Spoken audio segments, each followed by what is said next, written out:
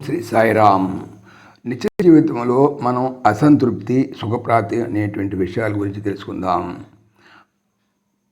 మనిషికి ఎన్ని ఉన్నా, ఎంత ఉన్నా, ఎందరు ఉన్నా వాటితో పాటు ఏదో లేదు అనేది కూడా ఉంటుంది. అదే అసంతృప్తి. ఆంతర్యంలో ఏదో అసౌకర్యం, అసంపూర్ణత, దాన్ని హాయిగా ఆనందంగా భరించగలిగితే ఏ సమస్య ఉండదు. అసంతృప్తిని మనిషి క్షణకాలం కూడా భరించలేకపోతున్నాడు. కారాగృహం నుండి విడుదల పొందాలని ఖైదీ ఎలా తప్పిస్తున్నాడో, అసంతృప్తి నుండి, దుఃఖం నుండి విడిపడాలని ప్రతి మనిషి అలా పరితపిస్తున్నాడు. కిం అస్మాభిః దీనైః కరణీయం. ఈ దీనస్థితి నుండి బయటపడటానికి మేము ఏం చేయాలి అని అందరూ ఆవేదన చెందుతున్నారు. ఈ వెలితి తొలగే మార్గం మీదో తెలియక అలమటిస్తున్నారు. ఇది ఒక విచిత్రమైనటువంటి సమస్య, వింత సమస్య, తృప్తి ఎక్కడుందో అర్థం కాని సమస్య. ఎవరిని తృప్తిపరచలేని ఈ జగత్తులో తృప్తిని పొందాలని జల్లెడ చేత పట్టుకొని గాలిస్తున్నాము. ప్రయత్నాలు విస్తరిస్తున్నాయే కానీ ఫలితాలు వెలుగు చూడటం లేదు.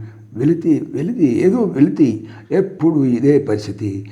ఎవరిదైనా ఇదే గతి. ఏది ఉన్నా వెళితే, ఏది లేకపోయినా వెళితే. ఎవరు ఉన్నా వెళితే, ఎవరు లేకపోయినా వెళితే. ఇక్కడున్నా వెళితే, అక్కడున్నా వెళితే. ఇప్పుడైనా వెళితే, అప్పుడైనా వెళితే. అనుకూలంలో వెళితే, ప్రతికూలంలో కూడా వెళితే.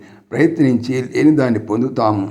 లేని దాన్ని పొందుతామే కానీ లేదు అనే దాన్ని పోగొట్టుకోలేము. లేదు అనేది మనసులో ఉన్నప్పుడు ఏది ఉండి మాత్రం ఏం ప్రయోజనం?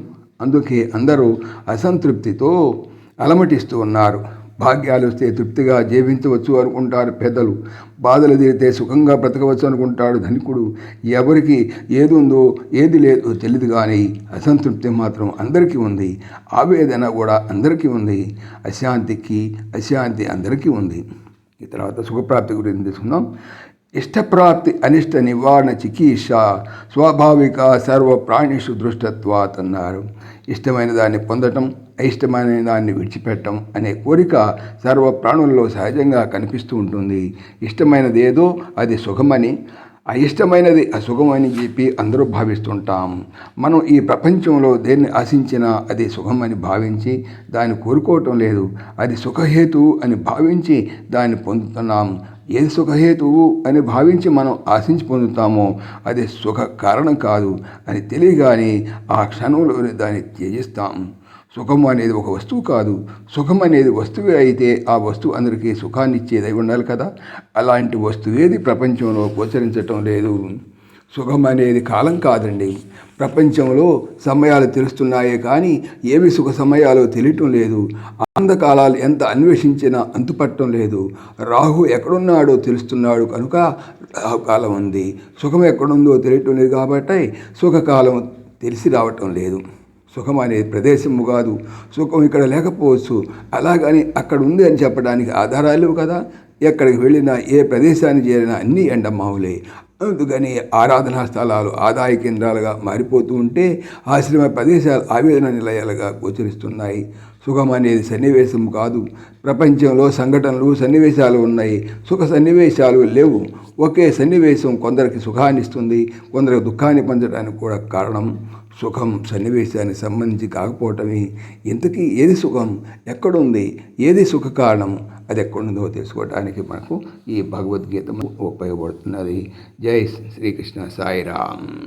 ఓం దేవకీ నందనాయ విద్మహే వాసుదేవాయ ధీమహి తన్నః కృష్ణ ప్రచోదయాత్. ఓం సర్వం శ్రీకృష్ణార్పణమస్తు. జై శ్రీకృష్ణ. జై శ్రీకృష్ణ.